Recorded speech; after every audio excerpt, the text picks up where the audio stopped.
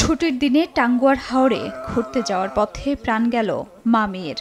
এছাড়া 4 জেলায় সড়কে ঝরল আরও 8 প্রাণ।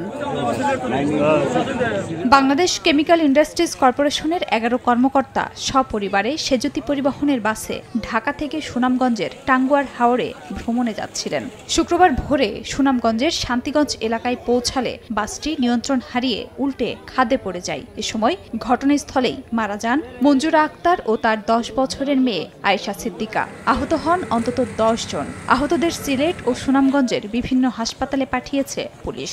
গাড়ির ভিতরে যারা ছিল তারা উদ্ধার করার চেষ্টা করছে, উদ্ধার করে অনেকে আহত অবস্থায় হাসপাতাল পাঠাইছে। দুজন আগে থেকেই মারা গেছিল, পরে আমরা তাদেরকে আমাদের জ্যাম জ্যাক এবং স্পিডারের মাধ্যমে উদ্ধার করি।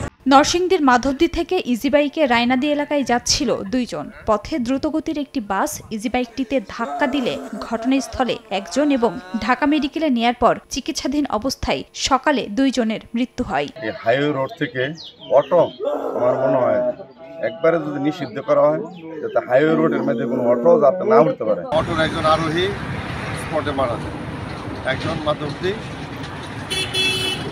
প্রাইম হাসপাতালে চিকিৎসাধীন অবস্থায় মারা যায়, আরেকজনকে ঢাকা মেডিকেল কলেজ হাসপাতালে প্রেরণ করে সেখানে চিকিৎসাধীন অবস্থায় মারা যায়। এদিকে ফরিদপুরের ভাঙ্গায় মধ্যরাতে সড়কের পাশে দুর্ঘটনা কবলিত থেমে থাকা বাসে পেছন থেকে সজোরে ধাক্কা দেয় ট্রাক। এ সময় সড়কে দাঁড়িয়ে থাকা 10-12 জন যাত্রীকেও পিষে দেয়। এতে ঘটনাস্থলেই 1 জন নিহত হন।